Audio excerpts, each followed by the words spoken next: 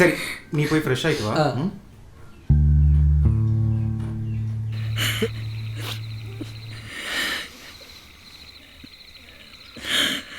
ஏதாச்சும் ஒரு ஐடியா இருக்கும்ல, அதாவது சொல்லு ப்ளீஸ். அவள் ஓகே சொன்னாலா இல்லையா? அவன் பாரு, அவன் அவ்வளோ வெயிட் பண்ணிட்டு இருக்கான். இவன் மனசில் அப்படி ஒரு வலி, மனசு ஒரு பக்கம். ஏய் எனக்கு இப்போவே தெரிலனா தலை வெடிச்சிரும். தயவுசெய்து சொல்லு, எப்படா இப்படி ஒரு செக் வச்சிருக்க? ப்ளீஸ் சொல்லு சொல்லு சொல்லு சொல்லு.